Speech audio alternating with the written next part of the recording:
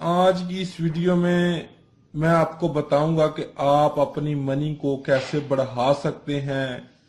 ناظرین، اگر آپ کی منی گاڑی ہوگی اور پیداوار زیادہ ہوگی تو آپ کو ہم بستری کرنے میں مزہ آئے گا اور ٹائمنگ بھی زیادہ ہوگی۔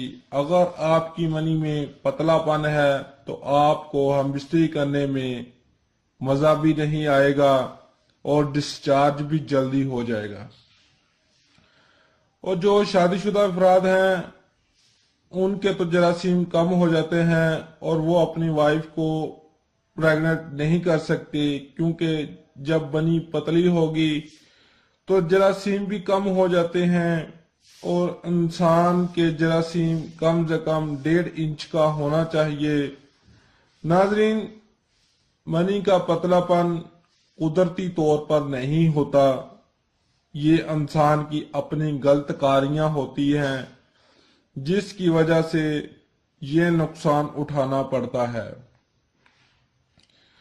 تو ناظرین، اس بات کو مد نظر رکھتے ہوئے آج کی اس ویڈیو میں آپ کو بتاؤں گا کہ آپ اپنی منی کو کیسے بڑھا سکتے ہیں اور گاڑا کر سکتے ہیں۔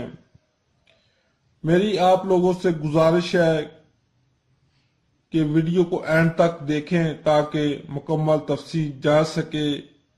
تو ناظرین، اس میں آپ نے جو اجزاء استعمال کرنی ہے وہ ہیں نمبر 1 سیب، اور نمبر 2 کیلا، اور نمبر 3 سٹرابری۔ ناظرین، یہ تینوں اجزاء آپ نے استعمال کرنی ہے۔ یہ سب قدرتی اجزاء ہے، ٹھنڈی اجزاء ہے، گرمیوں کا لاجواب تحفہ ہے۔ ناظرین، یہ تینوں اجزاء اپنے حسب ضرورت خرید کر اپنے پاس محفوظ کر لینی ہے، اور اس کے بعد آپ نے اس کو استعمال جو کرنا ہے وہ آپ نے صبح نہار منہ استعمال کرنا ہے۔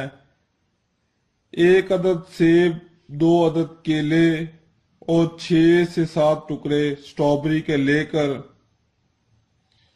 اور سیب کو بریک بریک کاٹ لیں، کیلے کو بھی کاٹ لیں، اور اس کے بعد آدھا پاؤ دہی میں ڈال کر دہی میں تینوں اجزاء کو آپ نے کھانا ہے۔